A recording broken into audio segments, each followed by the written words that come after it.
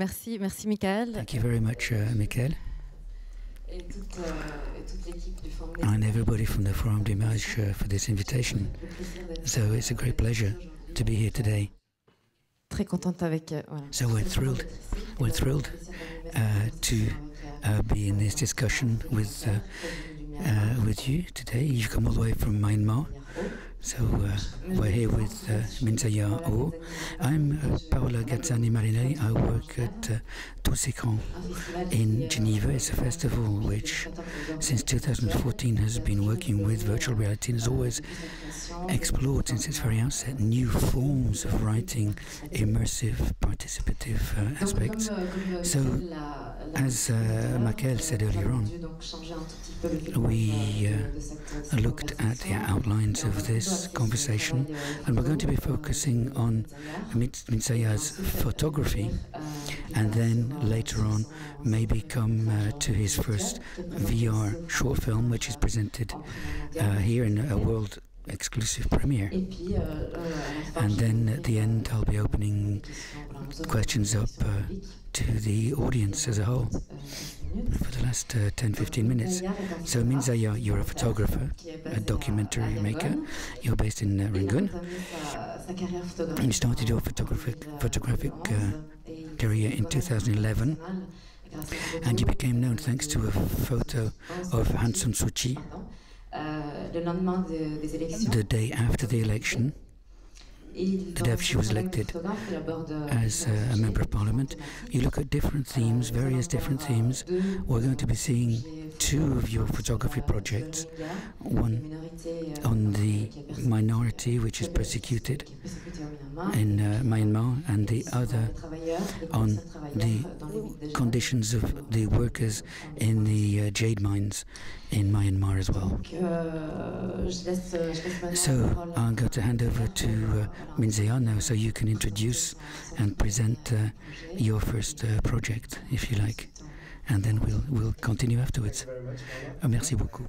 Hello everyone, Minglaba. My name is Minzayar Oo, and I'm a photojournalist and a documentary photographer based in my hometown Yangon. And I'm represented by Panos Pictures, and my work is mainly based on social issues in rarely accessible areas of my country, and such as like conflict areas, and today I'm going to like talk a bit about myself and my career, how I started photography and why, and also show you some of my work. And before talking too much, I would like to start with one of my projects, which is about the Rohingya Muslims. And as you know, like Myanmar, as maybe you know, Myanmar is going under a transition, like political, economic, or social transition. And but there's still some issues that are like very important but forgotten, like this issue of the Rohingya Muslims in the western part of the country, who are like denied citizenship and identity everywhere. We can have a look first. And, yes, of course. Actually, just I worked on this story in 2015, and while I was working as a journalist for Reuters, and it is in the camps of the Rohingya Muslims where like about 140,000 of them live and cannot go out. So many of them like try to flee persecution and go to neighboring countries like Thailand and Malaysia, but on their way they get held by the human trafficking networks, and so we'll see the story. Maybe we see, and after we are going to talk about that. Okay.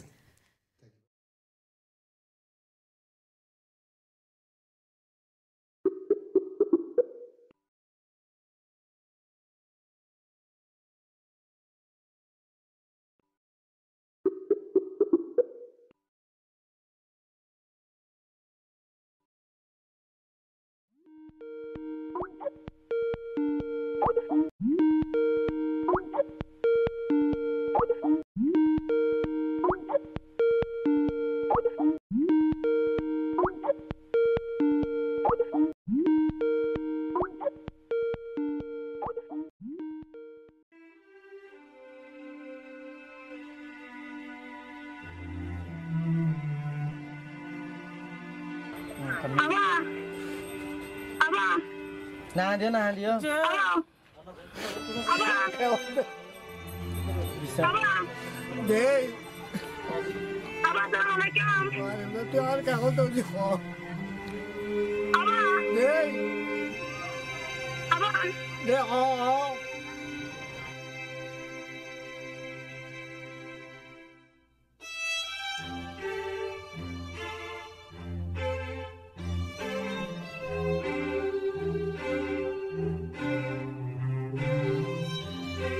Bây giờ cũng lên đây. Lên hả?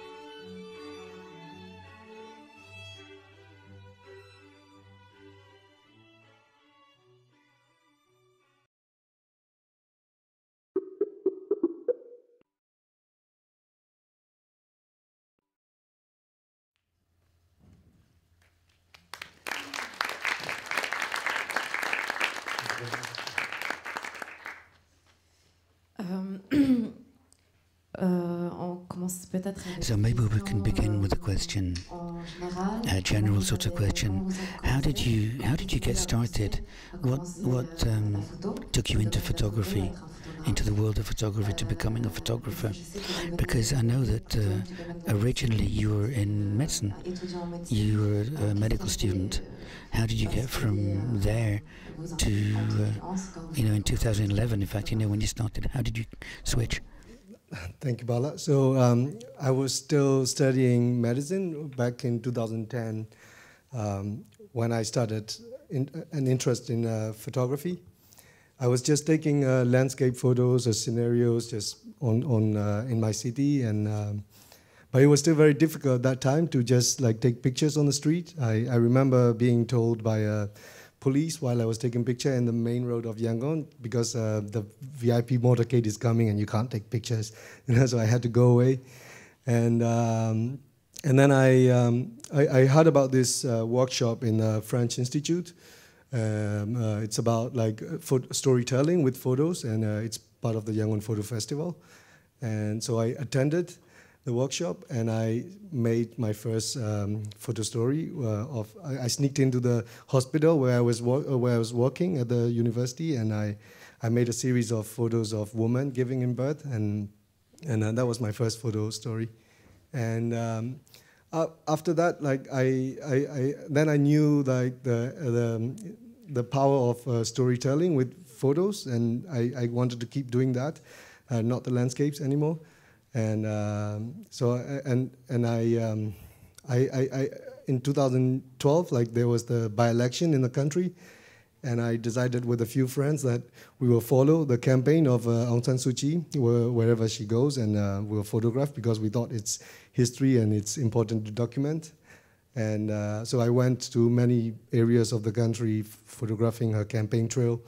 And at the end of the campaign, I became a photojournalist, because I got the chance to work with Reuters, the news agency, and one of my photos of Aung San Suu Kyi was published on the front page of the New York Times, and that was my first international exposure. And I kept working with Reuters for 4 years, and then but I was doing news photography, but I was mostly interested in deeper storytellings and spending time on undocumented issues and long form photojournalism. So in 2013 I started working on my first long-term project, which is about the jade mining in the northern part of Myanmar. So for many of you who don't know what the jade mining is, it's the stone, the green stone, the treasure, which it's not. It's a bit like diamond, but it's the Chinese population in our neighboring country. They are so in love with the stone, and it's been since millennia. They prefer jade. Yeah, exactly. The gold, no? Yeah. So there's a saying for them that gold is valuable, but jade is priceless. It's priceless. Yeah. So so it's $1 billion industry in Myanmar, but it's inaccessible for journalists or for foreigners to visit. And being a Myanmar national, I had rare access to visit the mines and document the situations there. Also in this case. Yeah. Aussi dans cette situation-là. Yeah. Maybe I can continue in English. It's okay. Yeah. Aussi dans cette In this situation, when you see such a beautiful, powerful photo documentary, I mean, how did you start? Where did you start the project with Aluinga? And I mean, the idea, where did the idea come from? And particularly, how did you access these places? Did you know people that were already there? How did you actually, I mean, how could you get access? How could you start this project? Yeah. And after we can go to... Okay, yeah. So if you don't mind. Yeah, no. So when I was a photojournalist, and I was working a lot in the camps, reporting on the issue of the ranger, but it was mostly like very sad and distressing stories. Like I was covering like health crisis or like food crisis or or the conflict in the region. But one day, while I was walking in the camps, I saw this little street, and I heard people shouting, and then I saw actually a very young girl, like was about 19 years old, and she was pregnant, and she was talking on Skype, like in front of a computer with her husband, who is working in Malaysia. So I got this idea because I wanted to portray them in a hopeful way, to show some hope, that there is some hope. So I went back again to the camp to do a series of portraits of love, or like where they're like the women are chatting with their husband. But then I realized it's not just that. And in the camp, in this little internet hut, people come with like little pieces of paper of phone numbers of human traffickers who are holding their family members, and in Malaysia and Thailand. And I found myself in the center of this human trafficking story, which was very big news that time. But it's very difficult to tell that story because you cannot go to the camps, to the trafficking camps in Thailand and Malaysia. It's very dangerous. But so how did you do? Yeah, I just realized I'm still in the camp in Myanmar, but in the heart of the story, like listening to their conversations, and also the special thing is like when normally when I go around and take photos, there's a lot of attention to me, like kids following around and people looking curious, at me. You have a camera, and yes, of course. Yeah, and but when I was doing that story, I was just sitting behind the computer where they're chatting on Skype with their family, and I realized like once the tune of this Skype starts, they go disconnected. They don't care about me anymore.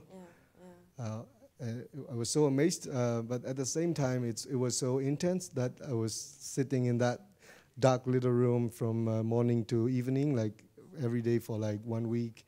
It was such a raw emotion and that I was witnessing, and that's how I did the story. Yeah. Wow. Yes. The way, but maybe we can start with the. On peut continuer. And maybe we can talk about, we can say about the other project as well, which you call the Curse of Jade, where you won an award. And so we're going to see the second video now. Thank you.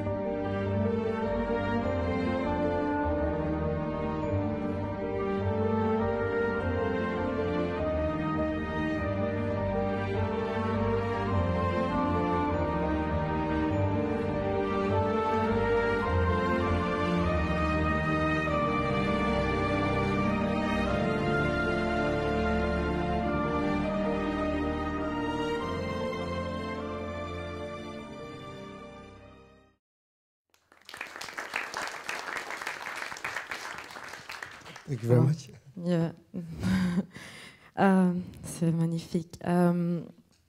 So, how long does it take for you the research for this project, for the project, and how long does it take the shooting in this place? Yeah. So I thank you very much. Yes.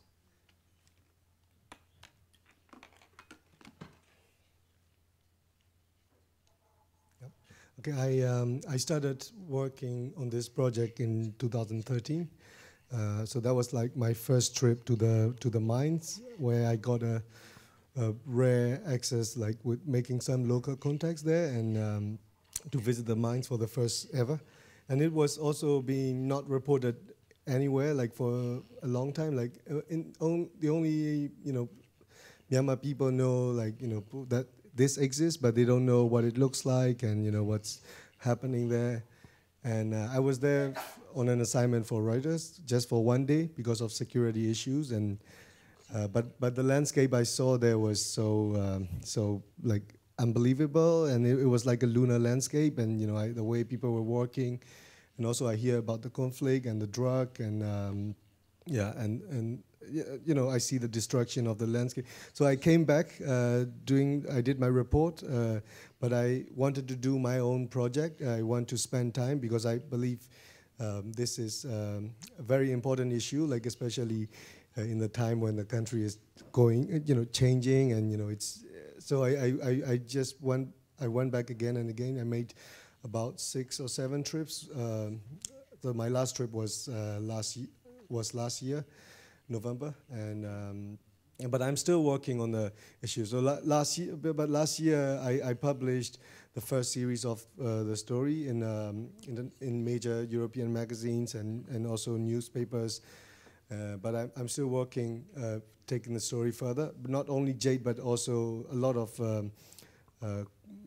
natural resources related to conflict in the country. So this is my longer project that I'm working on. Yeah. Ce qui est impressionnant, je trouve.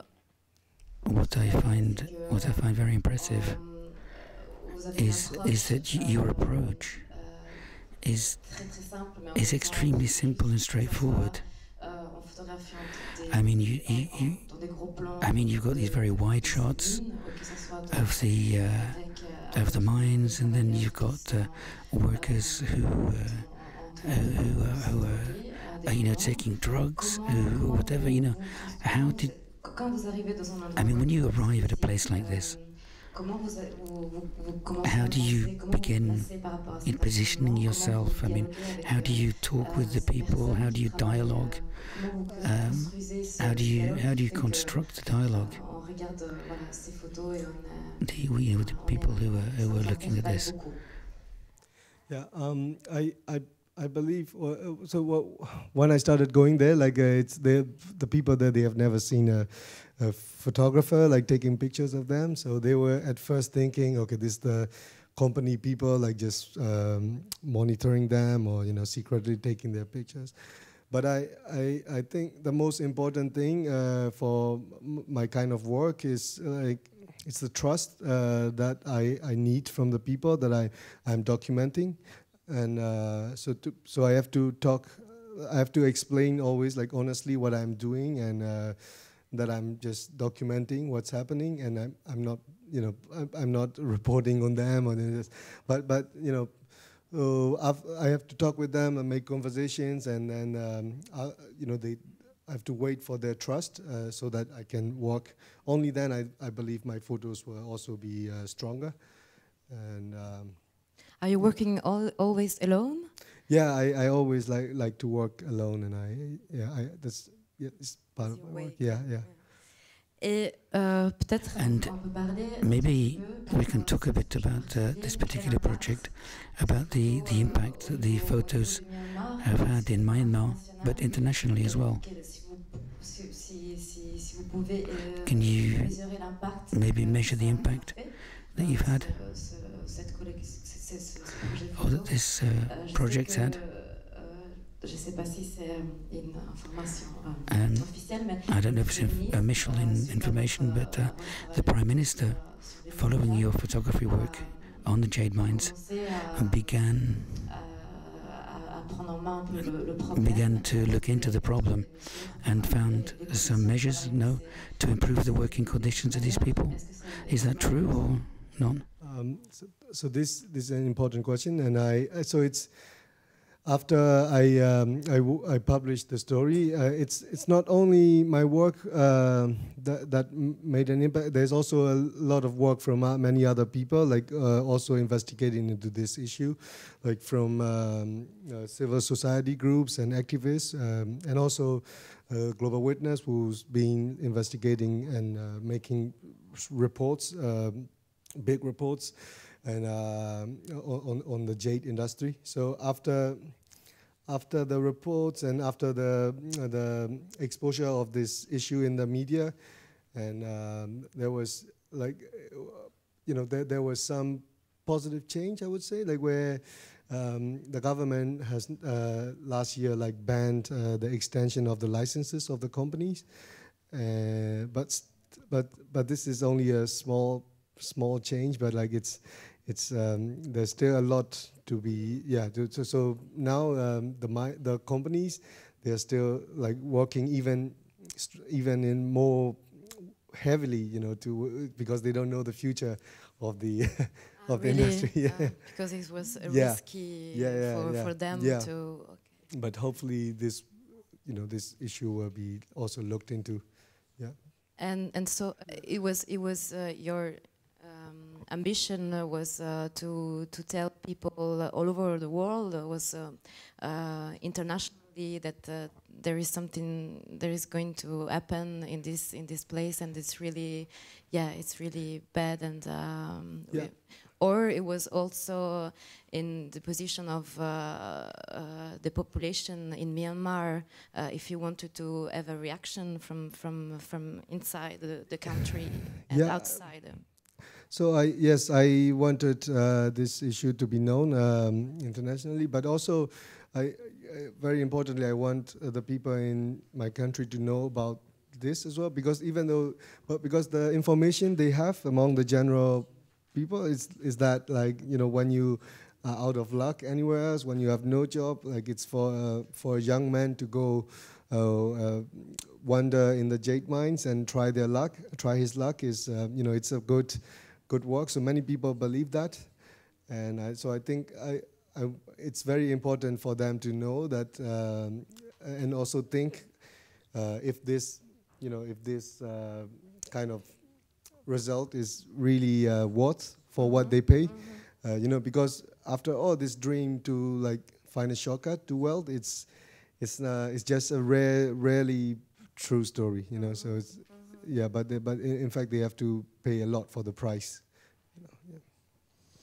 Ok, peut-être qu'on passe à. So maybe we can move on now a bit to your virtual reality project, which is presented at the Forum des Images in exclusive premiere, called A New Reality Along My River. What made you want to begin this short film in virtual reality as well? And given your experience as a photographer, what did you take with you? Last year at the Yangon Photo Festival, I was awarded with this prize from Digital District, which is to basically make a virtual reality film, which I've only heard about but never tried. To be honest, what I always wanted to do, what I've always been doing is just to tell stories simply with photos, and I don't like to follow technology, and I just want to tell stories, but with photos. But so when I was given this VR camera, the Nikon 360 key mission, and I didn't know what to do, because I was thinking about story ideas, and because it was difficult, because there was so many possibilities. You could put the camera in a very interesting place, like in the middle of a circus, or in among the dancers on the streets, or like, you know, just or taking it to a very beautiful place. But I didn't want to do like virtual reality just for the sake of it, but I want to use it as a tool in what I would do for storytelling. And so I ran out of idea, and I just took a walk in my city, and took a walk, brought the camera to the place where I would usually like to take photos, which is along the river in Yangon. And because it's such a lively place with a lot of activities, people working, and, you know, children playing, like like, you know, people passing the river to go to work, come back from work. So I always enjoy taking street photography in this place. So I just brought the camera like to the place, and I tried to use it as I would normally use a photo camera. But the important thing for me is the distance with the people that I photograph. So I would like to always be close to the people and among the people, and you know, and actions. So I did that. So I placed the camera in different places among different people, and then I hide. It was a bit funny because people was like, oh, you know. So I put a camera on the monopod, and I disappear, and like, what is this guy doing, you know? And but when I come back from shooting for about a couple of days, and I look at what I got, it looked like a series of street photographs, or just, you know, like, but the video clips look like a pile of photographs that I would normally take. And so I really try to cut in a way that I can, you know, I can get the very important moment for me, which is the unexpected moment in ordinary daily life. So yeah, I in this virtual reality film, which is being shown here, I put a series of unexpected moments of the daily lives in my city. Yeah. Et je pense que voilà, vous avez dit quelque chose de très intéressant. He said something I think is very interesting. Vous avez parlé de la distance. You talked about distance. Moi, je pense que I think that the distance you can have with, if you've got a camera, a photo camera and a film camera and a 360 camera as well, for virtual reality. I mean, it's not the same thing as well. You know, working on distance is different. So you're in lots of different moments in the city of Yangon, different moments of the day, different people. And what my question is if we were doing documentary work in VR, and you know, and as well with delicate, difficult subjects, do you think you would have the same approach with your photo camera as you would do in virtual reality? Yeah, I was surprised. Like after, at first I thought, okay, it's a very different tool and a very different medium with even more possibilities and more complication. But after I did the film and I came back with that images, and as I said, like I look for the still the priority for me was to look for the unexpected moment of that little movement of you know, man unloading a barrel of oil, or just kids, you know, kicking a ball, playing football. Yeah, but you know, so I was still amazed that I could do the same approach, you know, that I would do in street photography. But the only difficulty was not being with the camera, because I would like to always communicate with people and, you know, be there when I photograph them, you know. And with the camera 360, you can't be. Yeah. because because you are in the frame as well. But the other challenging thing is also, like when I edit, like it's very challenging to know where the viewer will look. You know, because you have for the viewer you have the chance to like choose what you will see. Because things are happening at the same time. There's all the things around you, but you can only see one focal length. So it's very challenging to try and get the viewer to look at what I want them to look at. But after all, that's also the amazing thing of virtual reality, that you can when you look at it, you can choose, and you can follow where you're interested in, yeah. Of course. Je sais pas, est-ce que c'est l'heure quand... I think maybe we should see... Encore 5 minutes? Ouais. Okay, well, 5 minutes. On a des questions, peut-être? Any questions? Dans la salle, par rapport à ce travail? On Minzayar's work? J'ai encore 2 petites questions. I've got a couple of questions. Peut-être si on pouvait, si vous pouvez dire juste... Maybe you can just say quels sont vos projets futurs? what your future projects are, what you're working on for afterwards. And are you going to be working with VR again? Yeah, I have. One of my future projects is related to the jade mines, and also to keep working on it, and also to expand the stories of natural resources related to conflict. And I can really see that virtual reality will come in at some point to my project. But again, I don't want to do it just because I got this new tool that I can play with, But I have to think. It's very important for me to think, how I can use this tool to be effectively used in my storytelling, and yeah, in this way. And otherwise, I just for my daily survival and work, I just work a lot with. Newspapers, magazines, and also international NGOs based in Myanmar, and then I try my own time to spend on the personal projects that I want to do. Yeah, so that's my future for now. Yeah. That's great. Thank you very much. Yeah.